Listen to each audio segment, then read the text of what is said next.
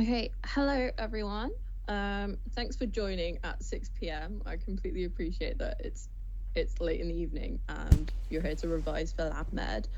My name's Ash. Kind of together with Becca and Aparna, who are also the fifth year med ed tutors for OSME.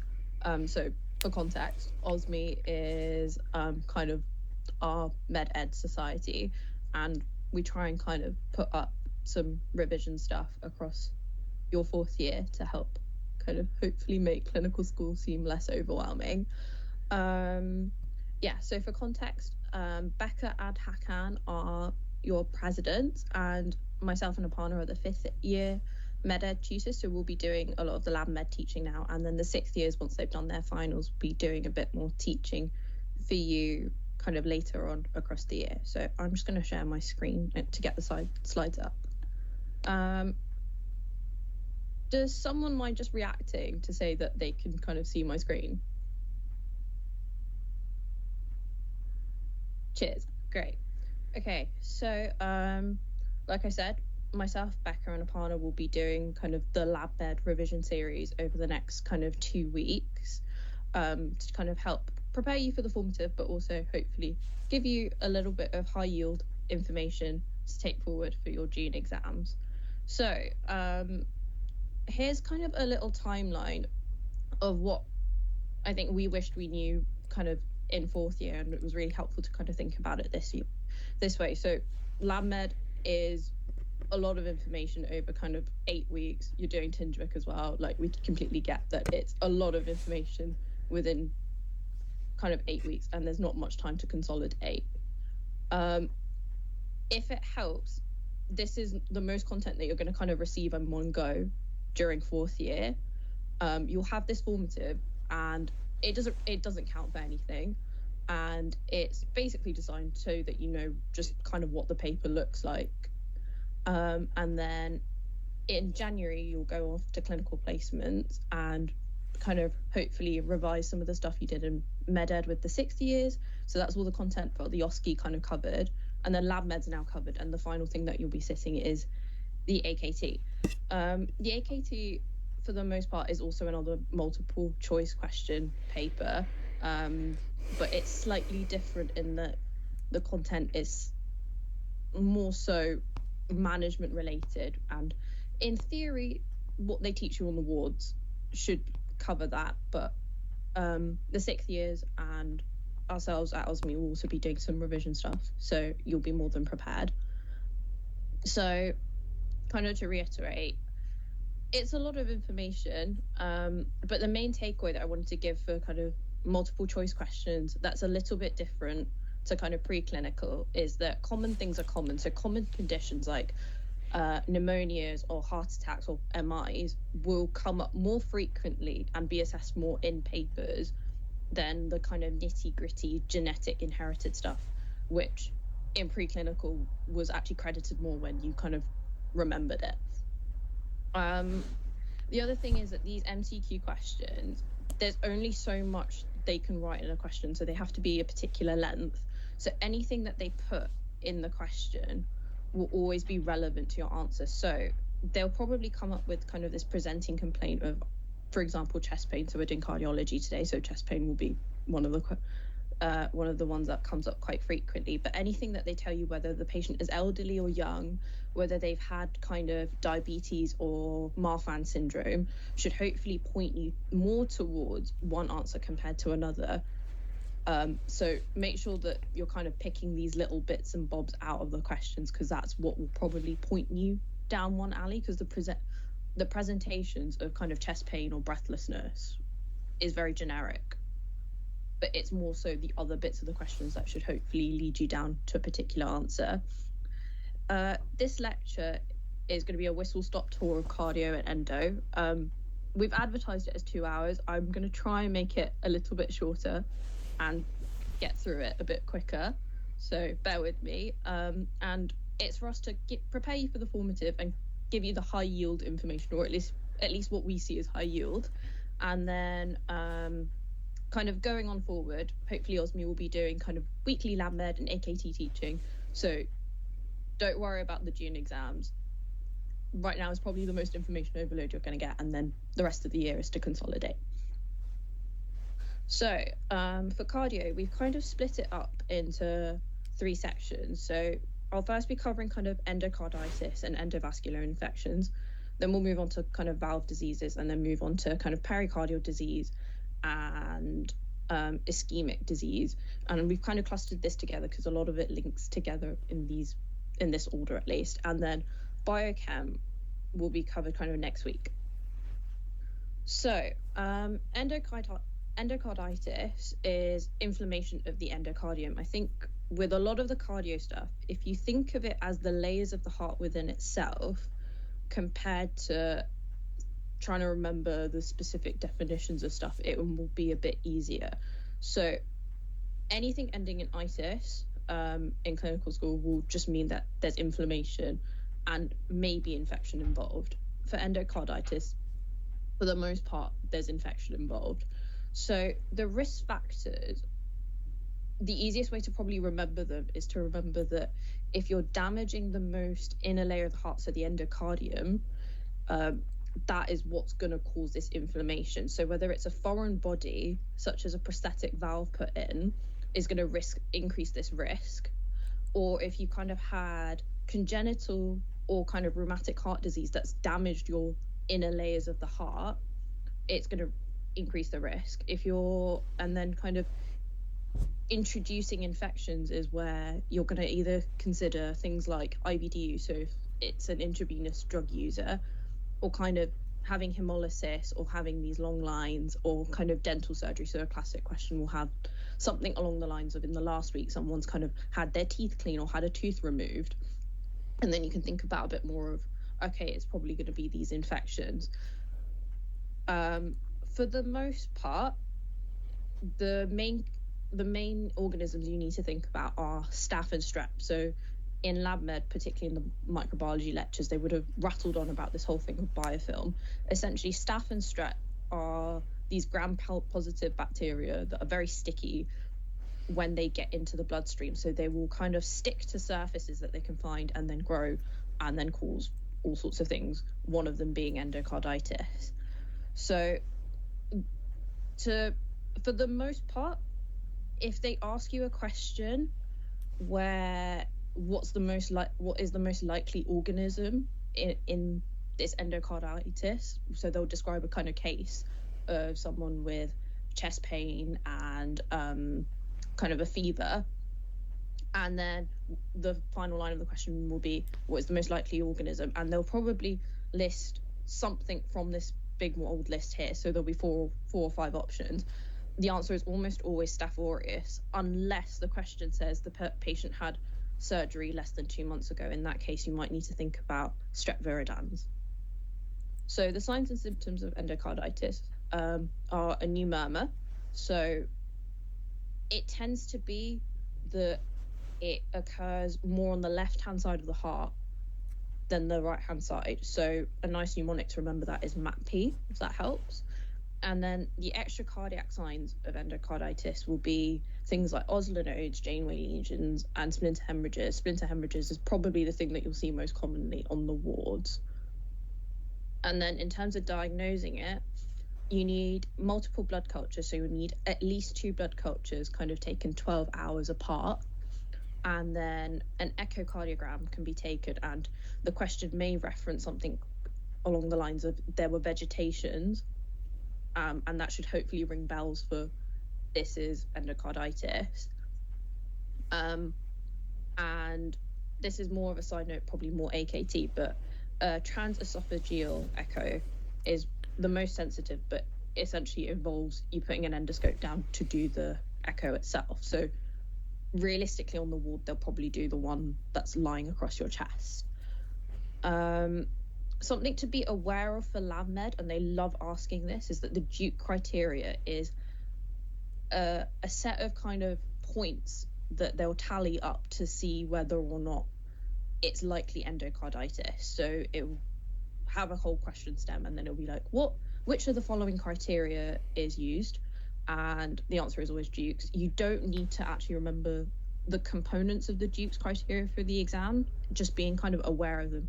And for the most part, the Duke criteria is basically the signs and symptoms of endocarditis and just kind of ticking these off on the wards, and they'll kind of come up with a point score, and it'll help kind of point towards whether or not it's a definitive diagnosis. So two major criteria, so these ones would tell you that, okay, this is like bond or endocarditis. They don't need to kind of do too much investigating. They can start treatment. Whereas if it's a possible diagnosis, they might need to think a little bit further and need some senior review. But yeah, main takeaway is just remember the Duke criteria is used to calculate whether it's going to be infective endocarditis or not. So as kind of a summary of what I've just rattled through, your trigger words in the question stem should be kind of chest pain, but the patient's got a new murmur and they might have splinter hemorrhages. The question might mention that they've got a positive blood culture and there will be vegetations on the echo.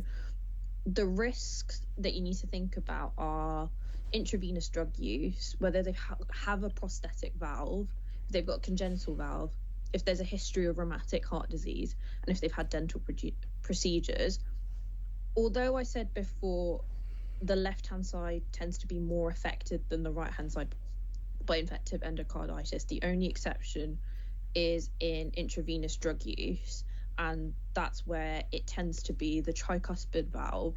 And if you think about it, when you're injecting drugs, you're going to be putting it in veins, so the flow of kind of bacteria will first go into the right hand side of the heart. That was the way I remembered it, and it helps provide a little bit of logic to it. In terms of treatments, it's antibiotics. If it's serious, it's surgery. And I'd say your best guess is going to be Staph aureus for the likely organism.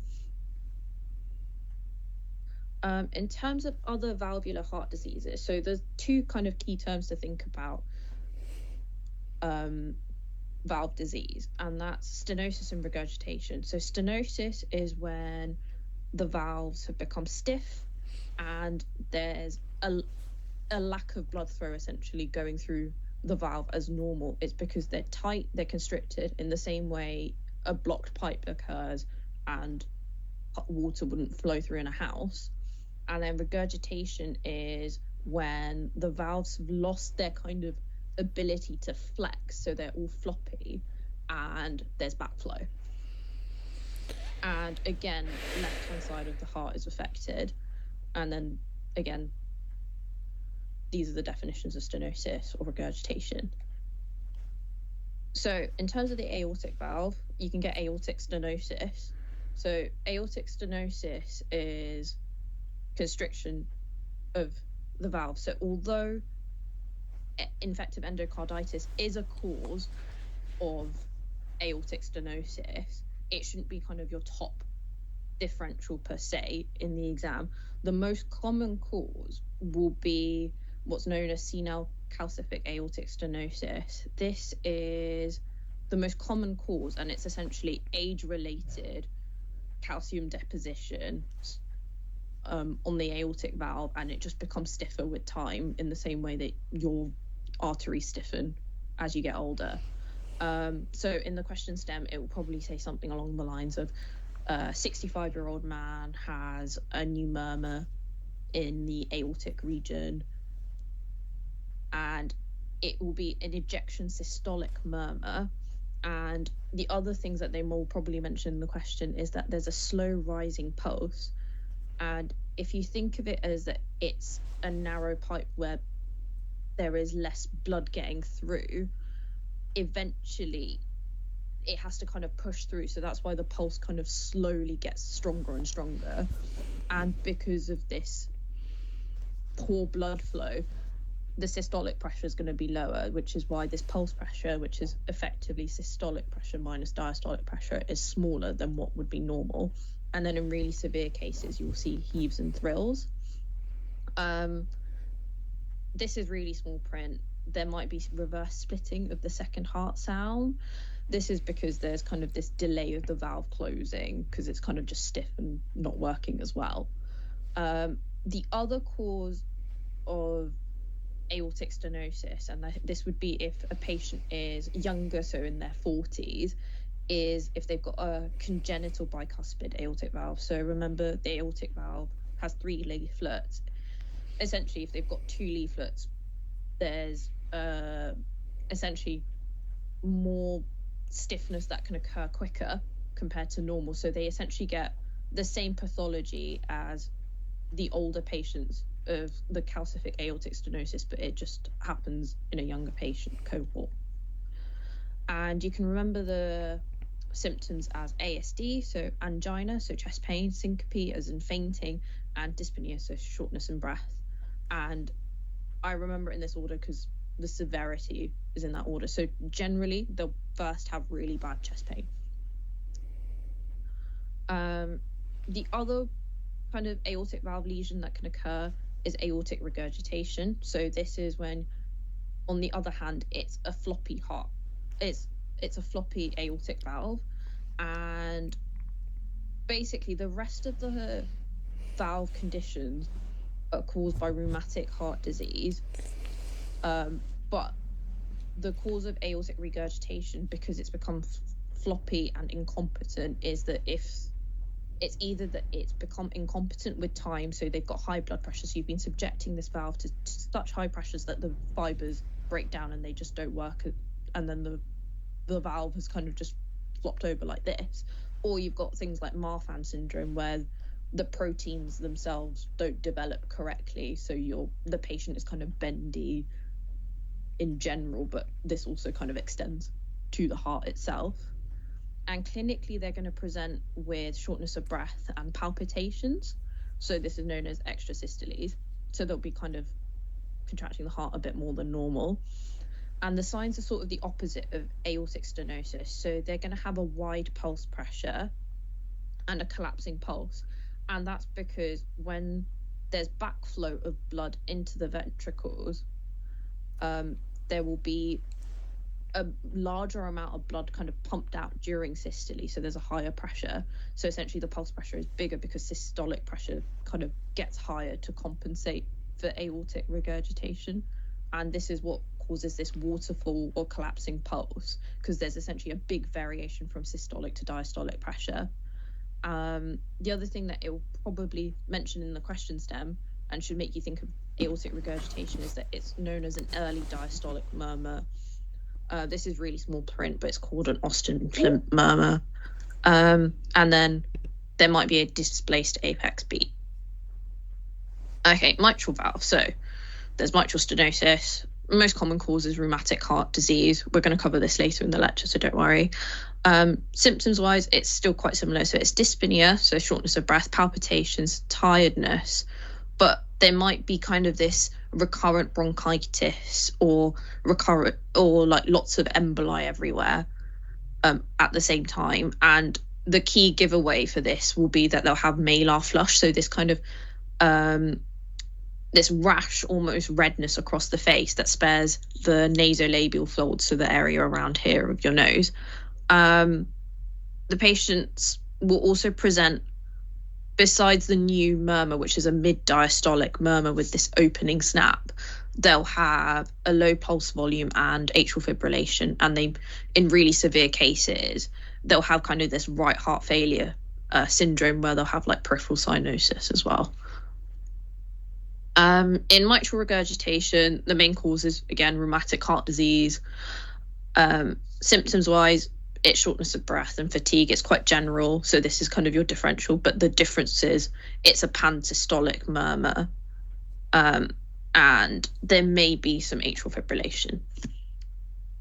So on the right-hand side of the heart, tricuspid valve disease doesn't really come up. It's pretty rare, unless the question is talking about intravenous drug use, which is where you think about infective endocarditis. Pulmonary valve disease is incredibly rare. It barely comes up, at least in the lab med side of things, and it's usually congenital. So it's this whole tetralogy of Fallot. If you kind of remember preclinical at some point, it's kind of a congenital thing where the valves that are present in a fetus don't shut properly. and this causes all sorts of problems. So, or it can be due to regurgitation, which is secondary to pulmonary hypertension, but it's pretty rare and not really seen on the wards. Heaves and thrills are definitions that you hopefully covered during med ed, but as a reminder, so a thrill is due to pressure overload, and it causes this kind of vibrating over the kind of sternum here, and then heaves are volume overload, and it's the heart massively contracting because there's lots of volume. HOCM is an autosomal dominant condition, and it's a cause of sudden cardiac death in young people. So the question stem will usually say something along the lines of patient comes in with a new ejection systolic murmur, their parent passed away at 35, and on the wards this might come up a bit more, but there might be a murmur on the Valsalva maneuver. And essentially HOCM is just your myocardium grows a bit too large and there's septal hypertrophy to the point where it obstructs the ability of the heart to kind of contract normally and perfuse things. So this is a nice summary of the valve lesions, which you can look through in your own time, and it's just essentially a nice summary again of what I've just said. So rheumatic heart disease, this is relatively rarely seen nowadays, but it's in basically young kids and teenagers, and it's typically secondary to a group-based strep infection, so they'll have a sore throat. Essentially, it's following this group-based strep infection, they'll get this autoimmune phenomenon where the antibodies produced against the strep infection cross-react with the heart, causing myocarditis, so inflammation of the myocardium. But the consequence of this, if they recover, is that they might get fibrosis and damage to the heart valves. So an acute attack tends to occur for 3 months, and it's just treated with antibiotics. And active disease might occur due to strep infections, and the histology will be known as Aschoff body. So this will be on the kind of question stem. And again, MAP-P, so left-hand side is more frequently affected than the right-hand side. The Jones criteria is used to assess rheumatic heart disease, and it kind of covers the main symptoms. You don't need to know this in extensive detail. Don't kind of worry about memorizing each part of the major and minor criteria. Just be aware that the Jones criteria is used to kind of assess for rheumatic fever in the same way the Duke criteria is used for infective endocarditis. So moving on. So I'm going to be talking about kind of ischemic and myocardial and pericardial disease now. So ischemic heart disease is essentially damage to the heart because there's poor oxygen supply. The main kind of risk factors you need to think about that are non-modifiable is if they're male sex, and if they tend to be kind of older than middle-aged, but the age kind of falls for men because they have a predisposition, and if there's a family history involved. The modifiable kind of risk factors are smoking, hypertension, diabetes, or dyslipidemia, or this kind of hypercholesterolemia stuff that's covered in biochem. So acute coronary syndrome, for me, I found quite a little bit confusing in 4th year. And it's easy to think about as a spectrum rather than necessarily distinct conditions that are all kind of similar, and can get quite confusing as just single definitions. So stable angina is just chest pain at rest, that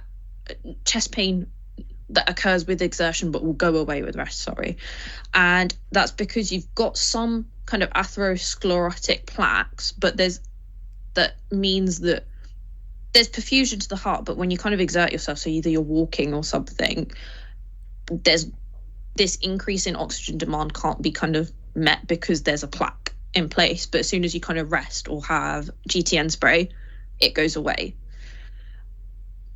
Unstable angina, NSTEMI, and STEMIs are what are defined as part of acute coronary syndrome, but myocardial infarctions are just NSTEMIs and STEMIs, and the way I remember is that the MI bit should hopefully tell you that.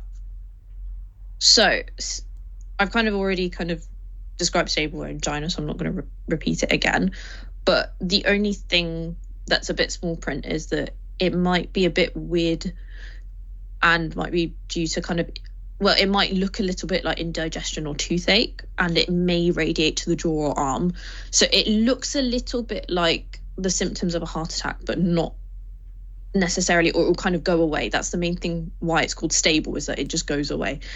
Unstable angina, however, is this new onset chest pain, and it occurs a bit more and it happens at rest. And the kind of clinical thing is that if you give the patient this GTN spray or sublingual nitrate, it won't stop the pain. The difference comes in is that if a doctor's worried in ED that it is an MI, when they do the troponin test, it will come out as negative, so there won't be a rise of demonstrated myocardial damage. The difference with a STEMI and NSTEMI is that the troponin does rise, but the troponin does rise. So in an NSTEMI, the difference is that there aren't as many ECG changes, so there's not this profound ST elevation, which is seen because there's full blockage of the vessel. In an NSTEMI, there's part blockage and there is a clot formed, but there's still some blood perfusing, so you don't get this ST elevation, but there will be a troponin rise. In terms of the histology of an MI, this is what was probably in your lab med slides. For the purposes of the exam, remember it as if MI is due to kind of damage to the myocardium and its inflammation and damage and death of the cells, there's going to be immediately, there'll be kind of this neutrophil infiltration and necrosis, so cell death associated with kind of neutrophils involved. And then over time, it'll start fibrosing and causing kind of this poorly functioning myocardial tissue. So that's essentially fibroblast proliferation with some collagen. And then over time, that's when you see the scarring and loss of myocytes. So 24 hours neutrophils and necrosis. In 1 week, you'll start getting kind of fibroblasts and collagen. And then in weeks to months, that's when you start getting the proper scars, so and then loss of myocytes. And we just covered that. And there's a nice image to hopefully kind of differentiate the different parts of acute coronary syndrome. So, complications of an MI. In the question, it will probably say something like the patient has persistent ST elevation after sustaining an MI. The examination shows bibasal crackles, so at the basis of the lungs, and the presence of a third and fourth heart sound. This should make you think left ventricular aneurysm.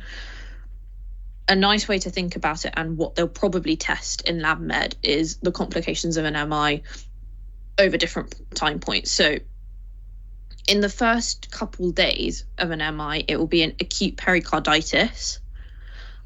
In about a week or so, it's a free wall rupture, and that's because there's kind of heart failure due to this pericardial effusion causing a tamponade, so essentially restriction of the heart itself because there's fluid around the pericardial sac.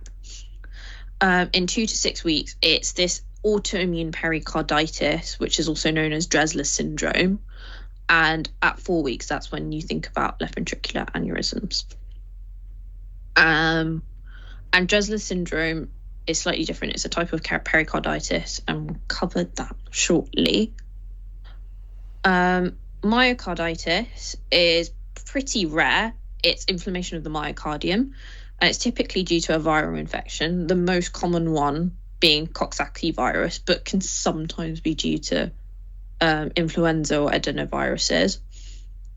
It's very rarely drug-induced. That's pretty small print. Or in some cases, it might have an immune cause, so lupus or sarcoid. And this should be pretty obvious in the question if it does come up. There'll be some history of a heart transplant that's occurred at some point. But again, pretty small print, shouldn't really come up. The main symptoms of this will be quite similar to kind of ischemic chest pain, but it might occur in younger patients. So that's when you think about myocarditis. So there'll be shortness of breath, chest pain, and there might be some history of kind of cold-like symptoms. And it might be associated with pericarditis. So you might have this like pseudo-perimyocarditis type picture, which we'll cover in a minute. For diagnosing this, so investigating it, there'll be an ECG done, and it will show T-wave inversion. And the main thing will be this increased creatine kinase, but particularly the heart variants of the myocardial band, and there'll be a rise of troponin because there's kind of myocardial damage, but on a background of raised inflammatory markers, so a raised ESR.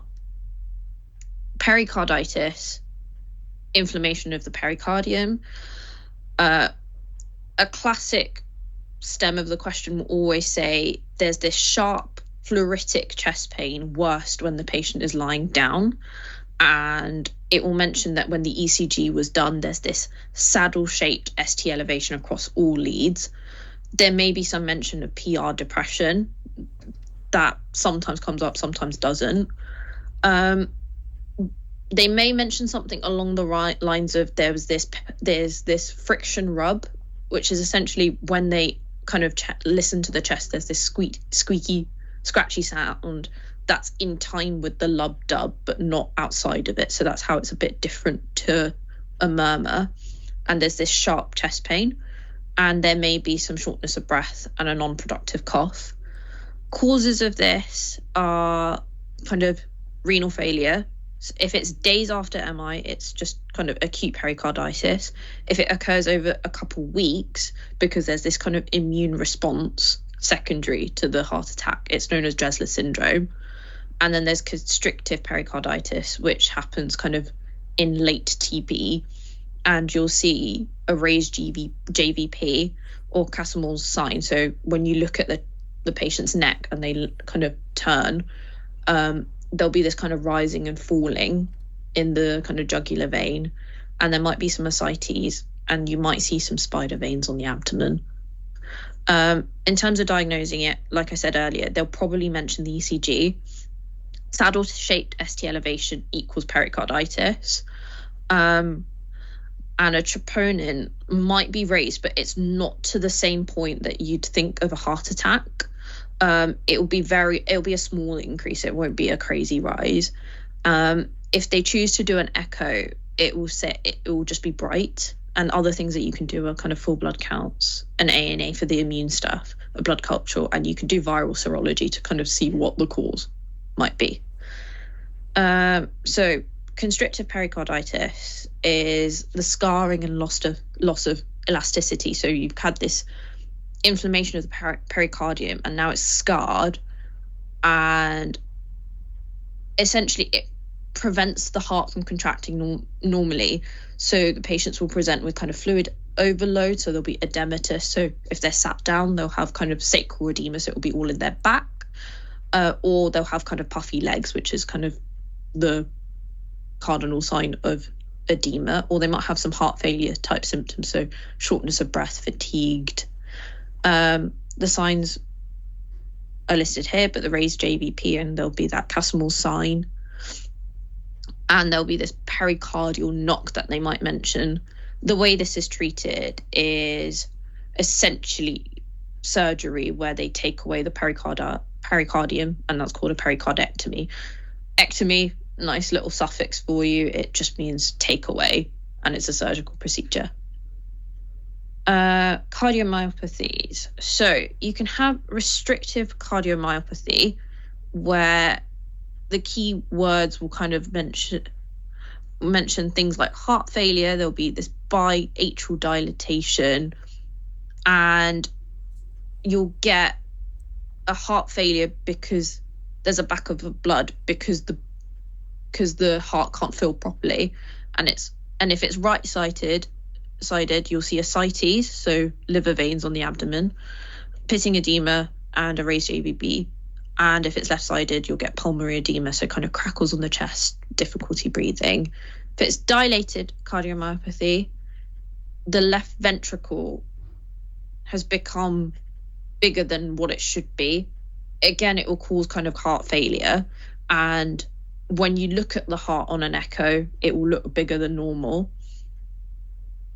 They will, again, kind of go into this heart failure because there's a backup of blood, but this is because it's filling in the heart and then not leaving. So the stroke volume's kind of falling with time, and they'll be kind of fatigued and they'll be short of breath.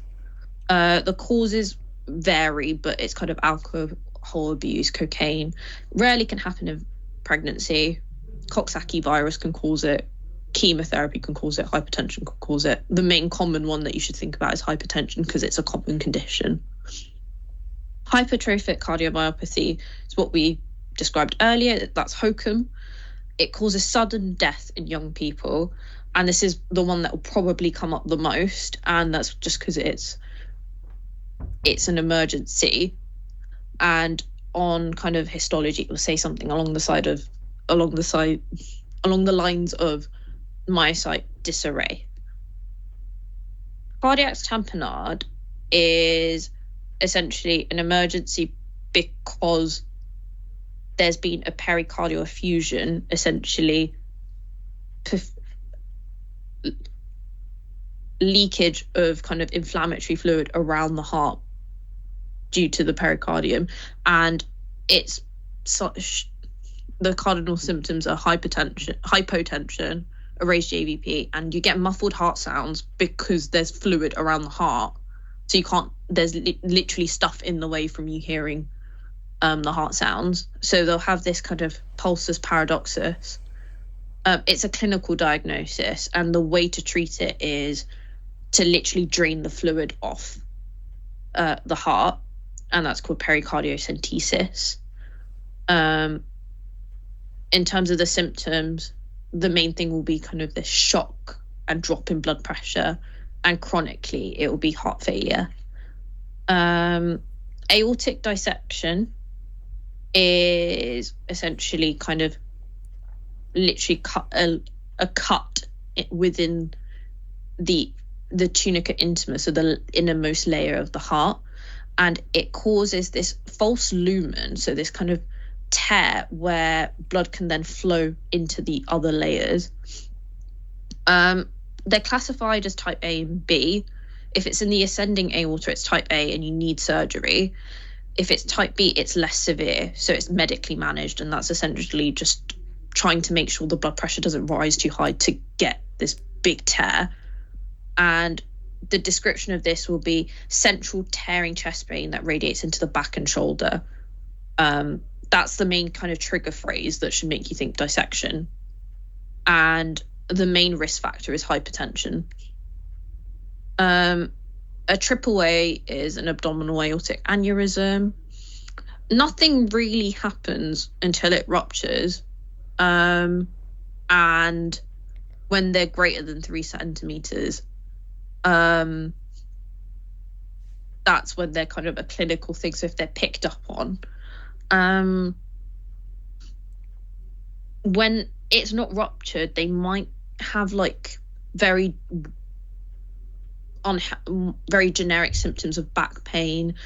The one that will kind of be a bit more cardinal of a triple A is this pulsatile abdominal swelling. So it's the fact that you've got a pulse on your tummy, which should make you think that there's something kind of aortic going on. And if it's ruptured, that's when you get the severe back pain, and there's shock, collapse, syncope, and then there might be signs because there's lack of perfusion to certain kind of organs or limbs. So in terms of the pain symptoms, this should hopefully help you kind of discern in the question which thing it's talking about. So for acute coronary syndrome, it's central. It comes on pretty quickly. It's this crushing chest pain that might go to the left arm or jaw. The patient might be kind of short of breath, sweaty, nauseous. And the main thing is that it's worse when the patient's moving, and it may improve, but it won't go away if you give them the GTN or the sublingual nitrate. If it's central acute and effectively the same sort of symptoms minus the kind of sweaty nausea stuff, and it goes away, it's stable angina. The differentiation of the other stuff within acute coronary syndrome will be the ECG and the troponin. Before that, you're not going to be able to tell. You will treat it as if it's a heart attack until otherwise. An aortic dissection, again, is central chest pain, but it's tearing and it goes into the back, and the patient will appear faint. Pericarditis, again, will go on to the back, but then there'll be this other picture of that they'll feel a bit feverish, they'll be kind of feeling generally unwell, the kind of signs of infection. But the main thing is that it improves on leaning forwards, and the ECG will show that saddle-shaped ST elevation. And again, with pericarditis, it's worse on lying down. Okay, so that was a pretty quick whistle-to-stop tour of cardiology. Would people like a 5-minute break, or would you want me to just continue?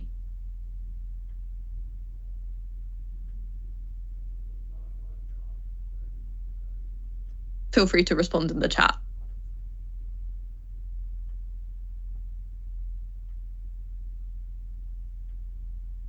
Okay, continue. Cool.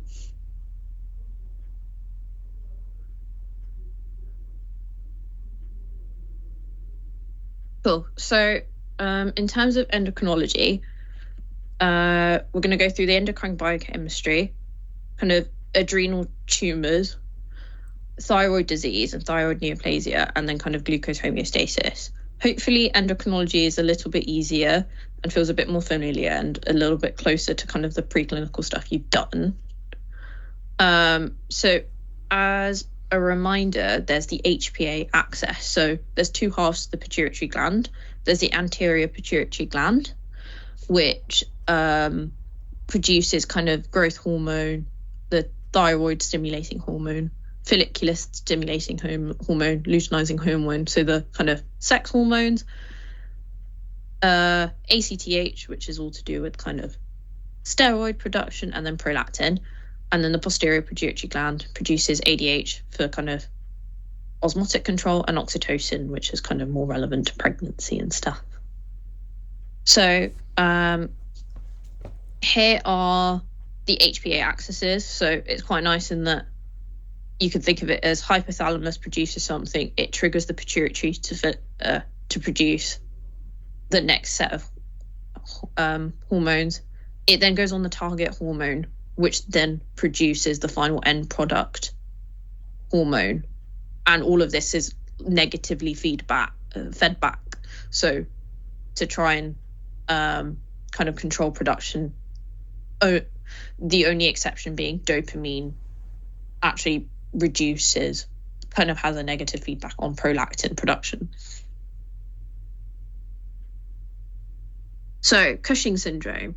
So this is when you've got excess cortisol, so steroid hormone, and 80% of these cases will be ACTH dependent. So the cause of having kind of excess cortisol or stress hormone is because there's too much ACTH. And then 20% of cases will be ACTH independent. So this is produced independent of kind of this axis control, and it's not the stimulation that's causing the overproduction of cortisol. It's not this bit that's triggering it. It's independently being produced. So the causes, you can think of it in the acronym of CAPE. So there's Cushing's disease, which is a pituitary adenoma. So corticotrophin adenoma is the kind of long version of it. Essentially, you've got a pituitary tumor that's producing too much ACTH. You've got an adrenal adenoma, so that's where there's a tumor here, and this reacting on this bit causes too much of this being produced because there's extra tissue being stimulated by the ACTH compared to normal. Paraneoplastic syndromes, so these are tumors that are not involving the normal axis, but they produce ACTH. So the most common one is small cell lung cancer, or if the patient is just taking exogenous steroids. So they present with this classic kind of weight gain, where there's a lot of weight gain around the midriff. So there's this truncal obesity. There might be kind of fat pad development around the clavicles around here, and there's that round plethoric face, so kind of colloquially known as like the moon face thing. Because the body's under pressure and essentially it's mimicking the stress response, tissues kind of become vulnerable. So this is essentially, you get purple abdominal striae, which is stretch marks. This took me ages to realize, and I only realized this kind of closer to June time, that striae is just essentially stretch marks. You'll get proximal myopathy. So this stress response causes kind of essentially weakness around the proximal muscles. So proximal muscles meaning like the shoulder to arm, this kind of bit of the arm, not the forearm or the thighs, and the thinning of skin. There's easy bruising, poor wound healing, because essentially you're mimicking the stress response. So you're stopping kind of any immune stuff, and because you're stressed out, there might be some indication of mood disorders. And the main complications of this are hypertension, so raising blood pressure, type 2 diabetes, this is a big hitter for kind of MCQ land, or osteoporosis, so kind of weakening of bones. In terms of diagnostic tests, they probably covered all of these in your lectures.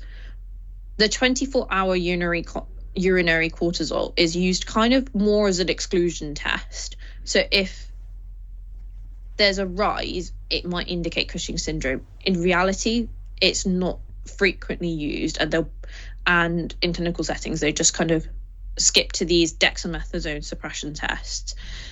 Essentially, these rely on the fact that you're testing whether the normal feedback loop is occurring in Cushing syndrome.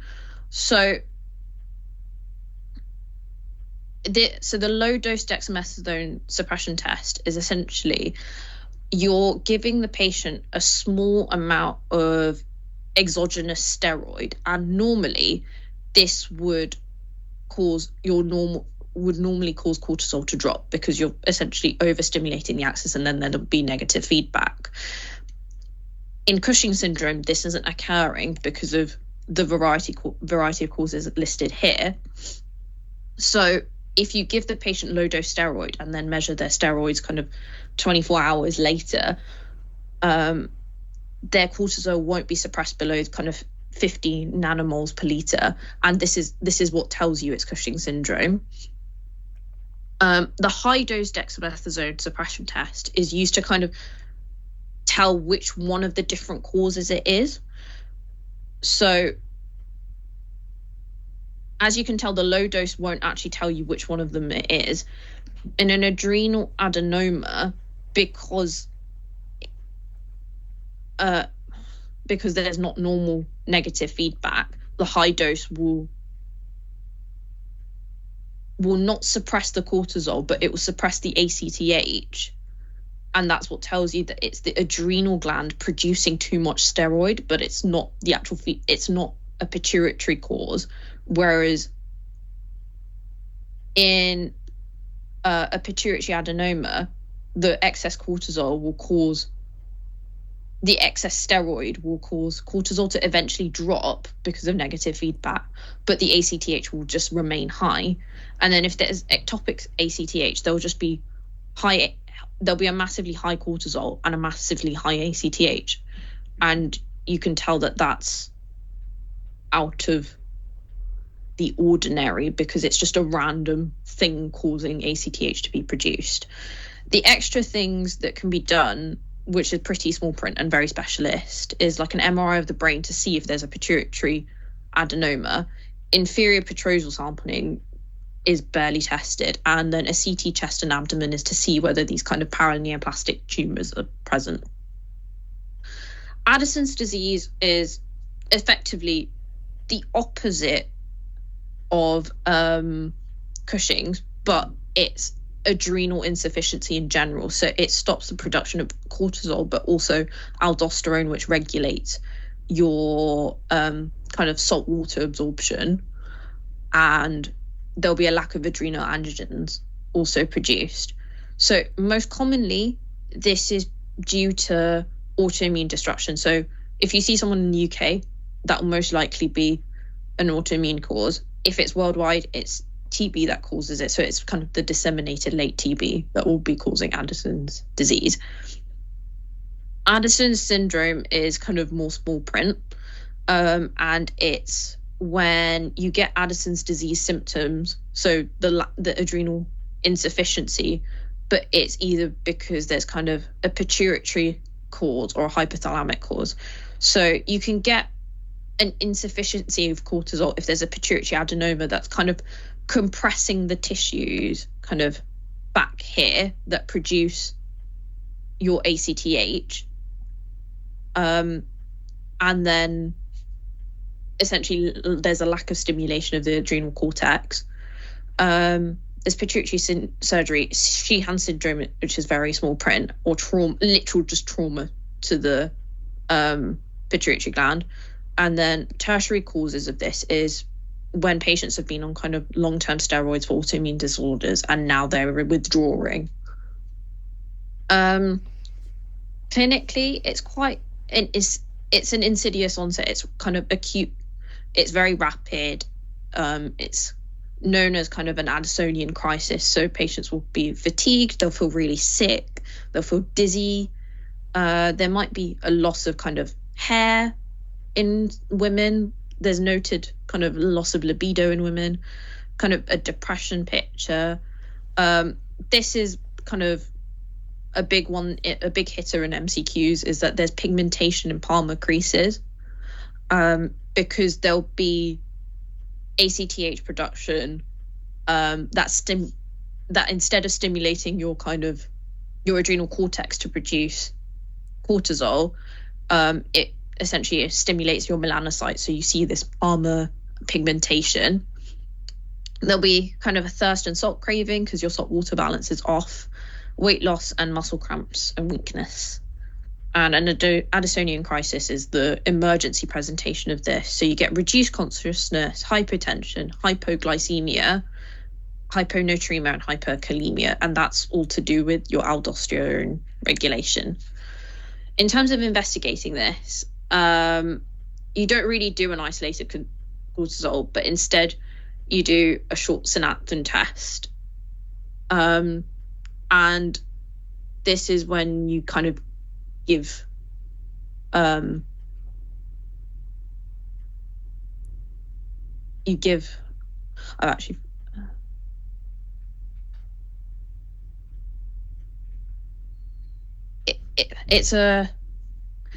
I've actually forgotten what the short synaptin test is, if I'm being honest. So look this up kind of after the lecture.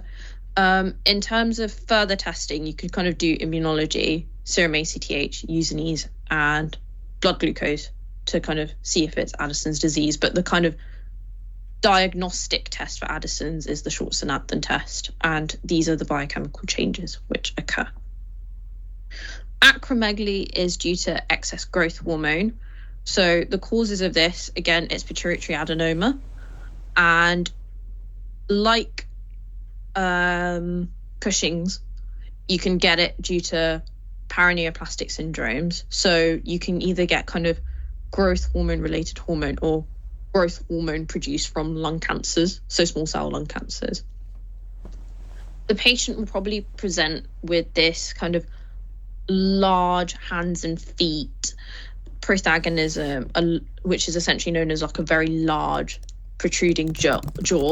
They'll have kind of coarse, sweaty skin because there's too much skin. They'll have a big nose, a large tongue. And the complications of this are you can get kind of a bilateral carpal tunnel syndrome, a very large hypertrophic heart, hypertension, and type 2 diabetes.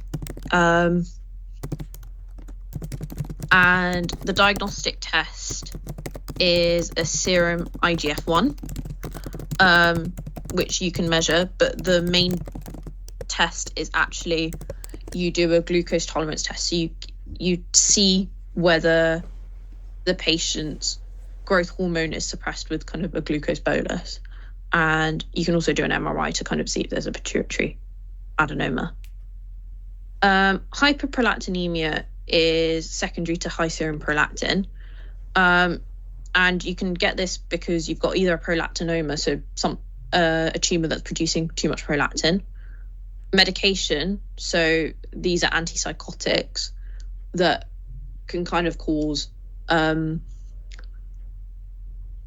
they can cause prolactin to increase because they act on dopamine, hypothyroidism, PCOS, or it's kind of a physiological phenomenon, but that's rarely going to be the answer in an MCQ question. They'll present slightly differently depending on whether it's men versus women. In women, you see kind of loss of your periods and galactorrhea, so kind of milk production when it's not supposed to happen. In men, it's gynecomastia and erectile dysfunction, and there'll be a reduced libido in both. And the diagnostic test is a serum prolactin.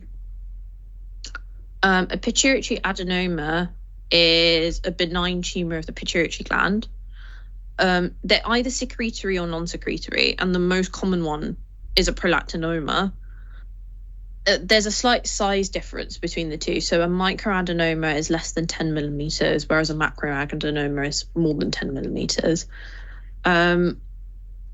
The presentation will essentially depend on which bit of the thyroid, the pituitary axis is affected. So you can either get kind of acromegaly, you can either get hyperthyroidism, hyperprolactinemia, and that's essentially it's acting. This will happen because the tumor gets so large that the pituitary stalk and the dopamine suppression kind of doesn't work normally. Or you can get kind of hypopituitarism where there's such poor blood flow that the hormones aren't produced, so you can kind of get both too much or too little hormone. The main thing that it will mention in the question is that the patient has this new bitemporal hemianopia and this cranial nerve palsy. The most common kind of neuro thing that they'll mention is this bitemporal hemianopia, so there's kind of lost vision on two sides and there's a headache associated with it. Hypopituitarism is basically loss of more than one of the pituitary hormones, or you get hyperprolactinemia. And the causes of this can include kind of physical trauma, so head injury, and Sheehan syndrome, which is a very rare post-pregnancy delivery complication. So postpartum, there's kind of necrosis of the pituitary gland. There's a non-secretory macroadenoma where nothing's being secreted, but there's just too much tissue, and essentially the stalk of the pituitary gland is compressed and there's a lack of hormone production. And that stalk compression effectively causes kind of hyperprolactinemia because the dopamine isn't acting on the axis. Or the more rare but kind of lab med relevant causes of hypopituitarism are hemochromatosis, so the kind of iron mitochondrial stuff, or sarcoid. These are the different kind of presentations. So it's essentially deficiency of the hormone itself will cause different things. So for growth hormone, there's less energy, you can't really do much exercise, they'll have weight gain. when there's loss of FSH and LH, there's amenorrhea, reduced libido, infertility, erectile dysfunction. Deficiency of TSH is hypothyroidism will occur. So they'll be cold, they'll gain weight, they'll be fatigued, the loss of metabolism. And then with ACTH deficiency, that's when you're thinking about kind of the Addisonian picture of things. So there's weakness, there's lethargy, there's a bit of weight loss. And then if there's prolactin release because of the pituitary stalk compression, they're going to be producing kind of breast milk, so galactorrhea. Conn syndrome is when there's too much aldosterone, and the causes can kind of occur due to kind of overgrowth of adrenal tissue. So this could be the most common being kind of this bilateral adrenal hyperplasia, the other ones being adrenal adenoma, and then quite rarely it's an adrenal cancer that can cause it. They'll present with hypertension and muscle weakness because there's too much aldosterone kind of reabsorbing salt. This then causes hypertension, and then muscle weakness also because there's abnormal salt reabsorption. The diagnosis is through the aldosterone to renin ratio. So there'll be a way higher aldosterone to renin, and that's because the renin-angiotensin kind of aldosterone system is thrown off whack. So despite there being low renin being produced, the aldosterone remains high, and that's kind of the definitive diagnosis for cons. You can also do a high resolution CT and do adrenal vein sampling. Again, quite small print. And patients on bloods, this is lab medland, they'll have a high sodium or sometimes normal, but the main one being that they've got hypokalemia and metabolic alkalosis. So in terms of diagnostic tests for Cushing's, it's the dexamethasone suppression test. The low dose one tells you it's Cushing syndrome, and then within that, the high dose one will tell you which one of the different causes it is. For Addison's, it's the short synaptin test. For acromegaly, you do the serum IGF-1 and the oral glucose tolerance test. The oral glucose tolerance test is the main kind of definitive one.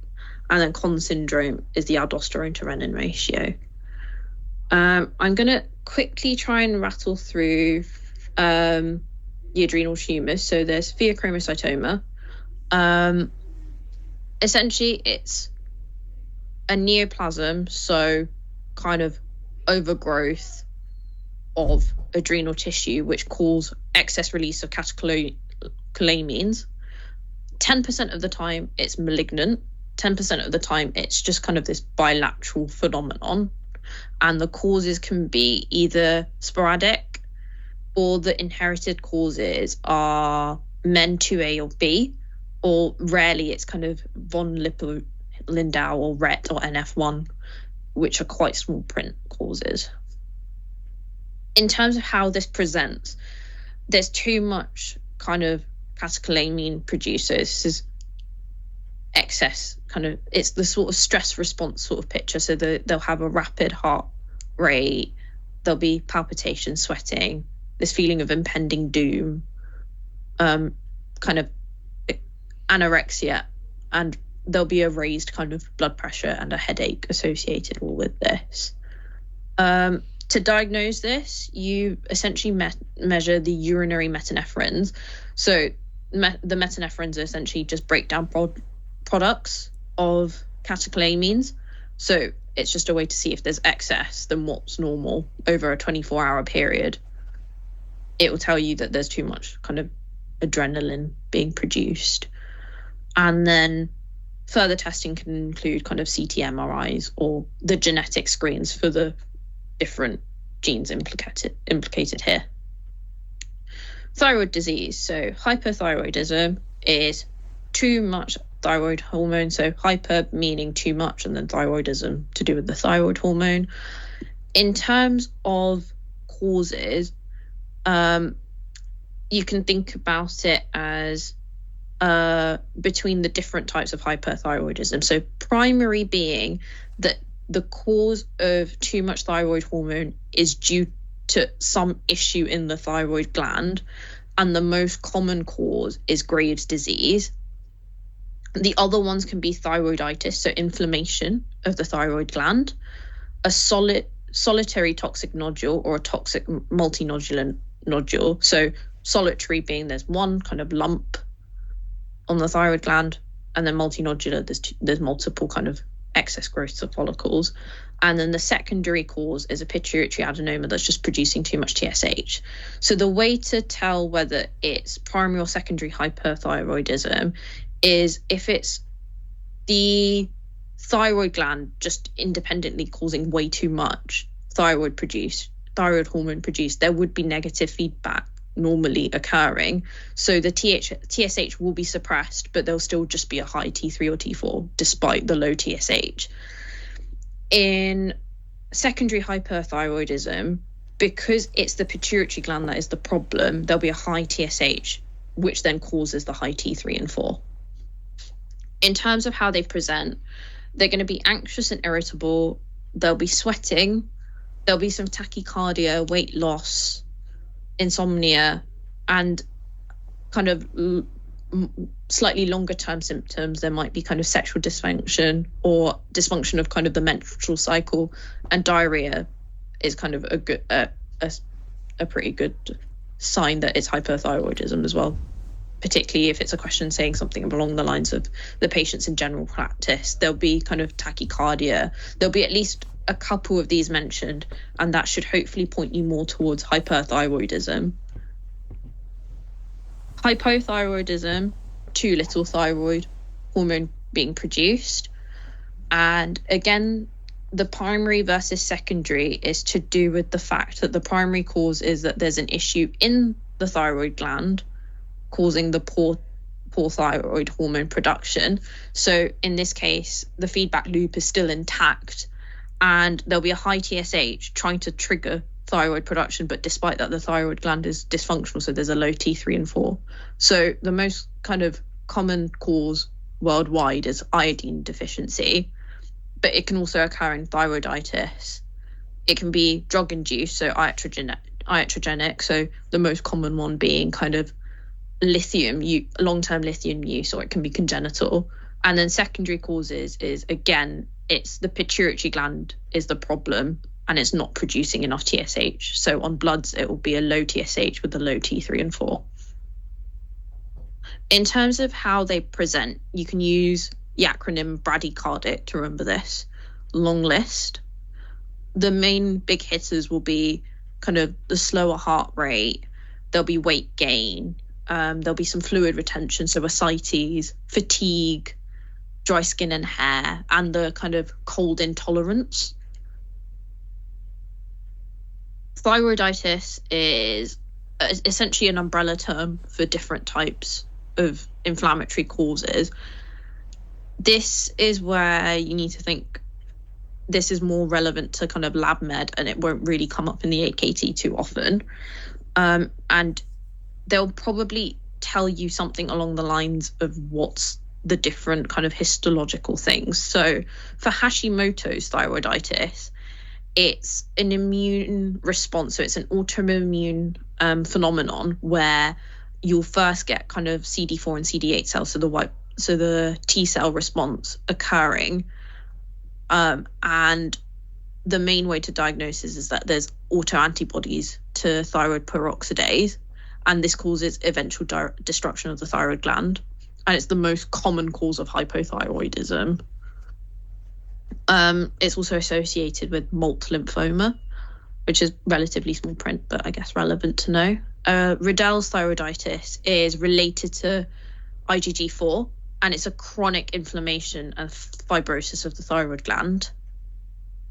De Quervain's thyroiditis is, there will be something in the question that will tell you that there's a viral infection, so the patient was kind of unwell, and then the histology is described as granulomatous inflammation of the thyroid, and essentially this ruptures the cells, releasing loads of T3 and 4, and then it kind of goes away on its own. And then drug related and atrophic thyroiditis can kind of occur. So in terms of how they present in thyroiditis, it's initially present with kind of thyrotoxicosis, so lots of thyroid hormones, so kind of all the features of hyperthyroidism, and then very quickly over time turn into a hypothyroidism picture. In terms of investigating this, you do thyroid function tests for all of them. Anti-TPO antibodies is Hashimoto's. Fibrosis is Riddell's. Granulomas is de Quervain's. And then for the others, you don't really need, there's not a specific kind of description. And Hashimoto's will show lymphocytic infiltration with germinal centers. And you can think of that as essentially the immune response is occurring. So that's why it shows like white blood cells forming germinal centers. So a multinodular goiter is the most common cause of thyroid enlargement, and essentially it's benign overgrowth of the thyroid gland, and it's secondary to kind of repeated stimulation of the thyroid. So there's TSH being produced, but for some reason it causes there's too much TSH being produced, and this typically occurs in cases of iodine deficiency where despite TSH being produced, there's not thyroid hormone produced, and that's because there's a lack of iodine, which is required for the production of thyroid. The presentation is relatively kind of gradual. It's a bit of a longer term thing. It'll be kind of this slow growing irregular mass in the neck, and then over time they may show kind of shortness of breath or difficulty swallowing, and that's just because the thyroid gland has got too big, and otherwise they're pretty much well. So there's no kind of weird thyroid hormone problem. If it's toxic, these nodules won't be acting with negative feedback, so they'll just produce too much thyroid hormone, and then they'll present with thyroid toxicosis. To investigate this, you'll do thyroid function tests and they'll be normal, and then an ultrasound scan might show these hypoechoic and isoechoic nodules across both lobes of the thyroid, but I think this is relatively small print. A follicular adenoma is the most benign thyroid overgrowth, so neoplasm, and it presents as a painless, slow, solitary midline nodule, and it's slow growing. And this is kind of what it will look like. So it's encapsulated within the thyroid itself, and they might show a picture of this in the exam, but I think that would be quite mean. And they'll probably kind of describe this painless, slow growing thing. And the reason why you'd probably pick this is because it's the most common cause of thyroid neoplasm. The differential diagnosis will always be kind of follicular carcinoma, so cancer. It's a well differentiated cancer, so they might say that they're like well differentiated cells on the exam. And the way it's diagnosed is you take a fine needle aspirate and you treat it by essentially resecting the bit that is cancerous, and it spreads via the blood. Papillary carcinoma is the most common kind of malignant neoplasm. So the question will ask which one of the following is the most common malignant thyroid neoplasm, and that is papillary carcinoma. It's seen in young females. The main kind of risk factor is this mantle irradiation for Hodgkin's, so there might be like a previous history of young kind of lymph node cancer, and then they've kind of got a thyroid lump, and that's when you think papillary carcinoma. It will present kind of as this slow growing irregular nodule, and and there'll be lymphadenopathy, and they'll be otherwise well. And then if they describe the fine needle aspirate, there'll be these large cells with nuclear clearing. This is relatively small print, so if there is a question, it'll be one question. So if you don't manage to remember this by the formative, don't worry. Medullary carcinoma is a neuroendocrine malignancy, and that's where it's a cancer of the parafollicular C cells, so there's too much calcitonin, and the causes are either it's sporadic or MEN2. In terms of how it kind of presents, is there's a single midline nodule, and there's kind of flushing, so redness and diarrhea due to kind of excess calcitonin, and there'll be a fine needle aspirate that's calcitonin positive in terms of investigations. Anaplastic carcinoma is a pretty nasty thyroid cancer, but it's pretty rare, so it's less than 2% of thyroid cancers.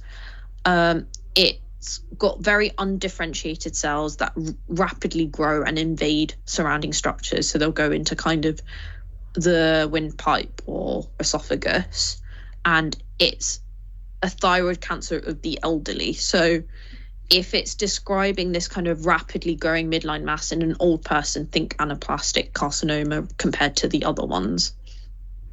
They'll also kind of present with kind of difficulty swallowing and difficulty breathing and hoarse voice, and this is all to do with the mass effect of the thyroid. These are very general symptoms of thyroid neck problem, and the way you investigate it is a fine needle aspirate and a CT scan. Multiple endocrine neoplasia is something I was kind of referring to. Essentially, it's an autosomal dominant condition where you get different variants of the tumors I've mentioned. So MEN1 is a parathyroid adenoma with pancreatic endocrine tumors. So these can be kind of gastrinomas or insulinomas, and pituitary adenomas. So the acronym for MEN1 is triple P. MEN2A is due to a RET mutation, and it presents with kind of medullary thyroid carcinomas, pheochromocytoma, and a parathyroid adenoma. So kind of a benign parathyroid thing, and then medullary thyroid carcinoma. MEN2B, again, medullary thyroid carcinoma and pheochromocytoma. But then there'll be these kind of mucosal neuromas and a Marfanoid body habitus, so kind of like Marfan syndrome. And finally, we'll move on to kind of glucose homeostasis and diabetes. So type 1 diabetes is secondary to kind of an autoimmune destruction of the pancreatic beta cells. The risk factors, so in the question, it will probably mention something about kind of a family history of like the sister also has kind of type 1 diabetes if they're being really kind to you, but realistically it will mention other autoimmune conditions, so something like lupus.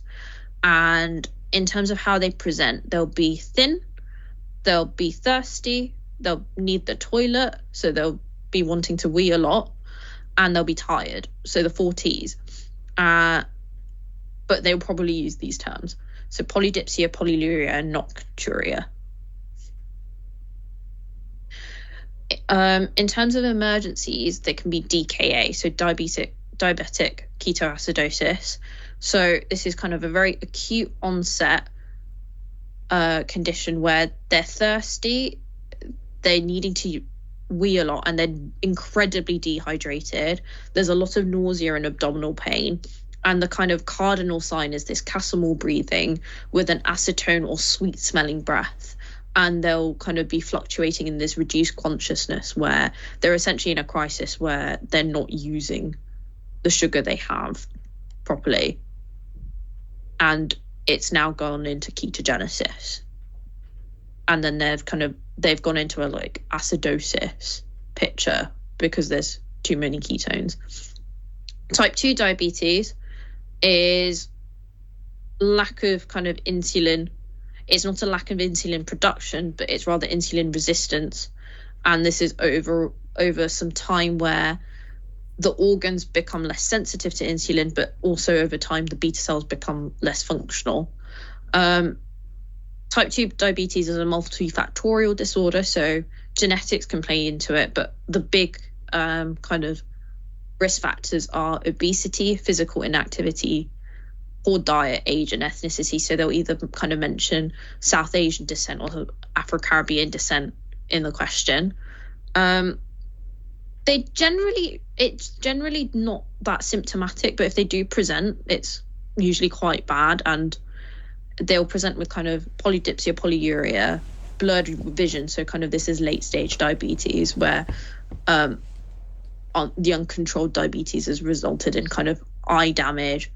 They become a bit immunocompromised, and their wounds heal not as well. So this is where they get kind of diabetic foot ulcers, and then the complications are kind of mentioned here. So diabetic retinopathy, so the blurred vision, diabetic nephropathy, so kind of needing to wee a lot, neuropathy, so they get like peripheral neuropathies, they lose sensation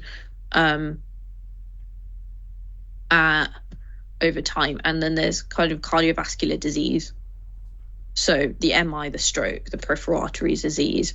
So family history of those might also, or just general kind of previous events in the family might also trigger kind of thoughts of type 2 diabetes. In terms of kind of emergencies, rarely there can be kind of DKA, or the version of DKA that occurs in type 2 diabetes more frequently is this hyperosmolar hyperglycemic state. So this is dehydration, nausea, and reduced consciousness and headache, but it tends to occur in a slightly older population. Type 1 diabetes is usually kind of young people. It's diabetes of the young, and it's autoimmune.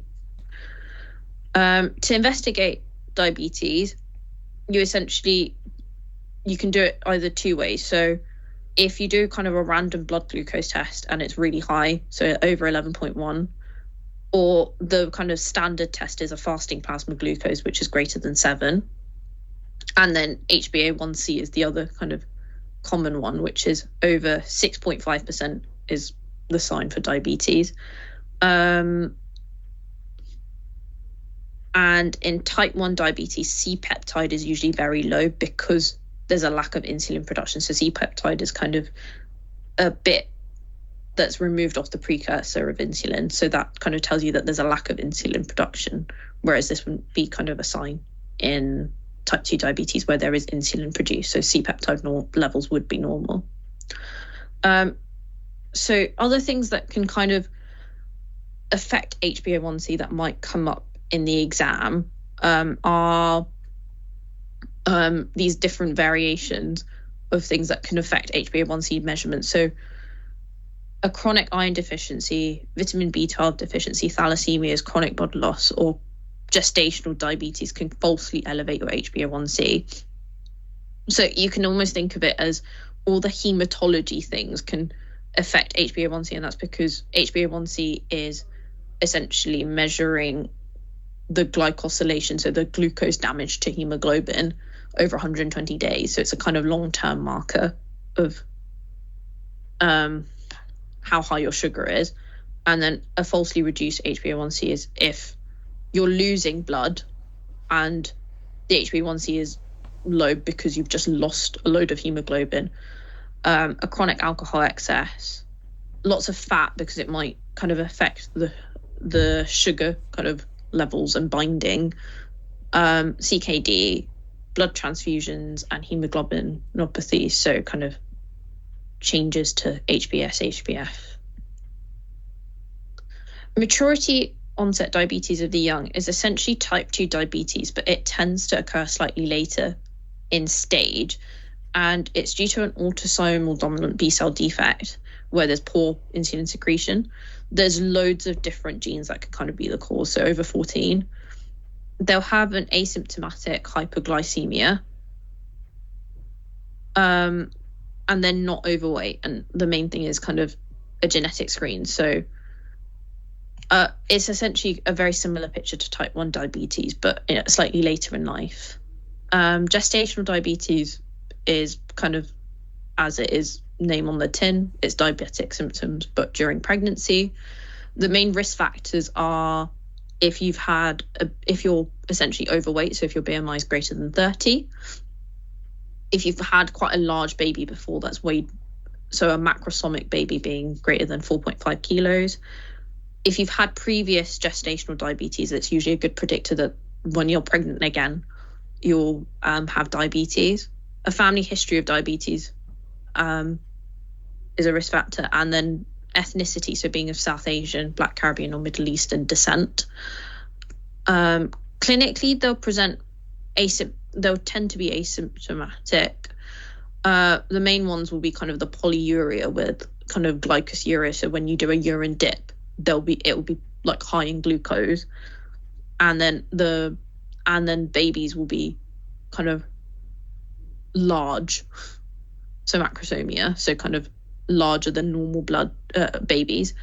In terms of investigating it, you can do an oral glucose tolerance test at the 24 to 28 weeks mark, and essentially if the glucose tolerance test doesn't suppress kind of glucose, then you can kind of do a similar thing, or you could just use the fasting plasma glucose, which is a more commonly used. Hypoglycemia, essentially it's low blood sugars, and there's a variety of causes. The main ones will be kind of type 1 diabetes or Addison's. If someone's kind of abusing insulin or sulfonylureas, so the drugs used in diabetes, so either abuse or just kind of administration of high doses can cause hypos. So when people are quite early in their regimes, they might get hypos. Acute illness can cause hypoglycemia, intense exercise because you're using too much sugars. Insulinomas, so insulin producing tumors. And the way that you can recognize these is that there'll be a very high C-peptide within kind of the 72-hour mark, and there's like an inappropriately raised insulin with a low glucose. So the feedback loop is intact. It's just you've got too much insulin. Clinically, they can present with kind of different sets of symptoms. So you can kind of see it in the neurological state where they've kind of got confusion, altered speech, tiredness, headache, dizziness, aggression, and kind of in very, very severe late stages coma. And a lot of the time this is kind of confused for stroke. So it's a differential for stroke, but the autonomic symptoms that help you differentiate between like a stroke might be the anxiety, the tremor, the shivering, the tachycardia, so raised heart rate. And on the main thing that will tell you it's not a stroke is that the blood glucose is less than 4 millimoles per litre. Thank you. If you would like the slides, please scan this QR code and fill out the feedback form. I've thankfully finished half an hour early, so I'm not eating too much into your evenings. But if you've got any questions, could you please you can stay on the line. Otherwise, if there's no questions in the next 5 minutes, I'll let you guys enjoy your evenings.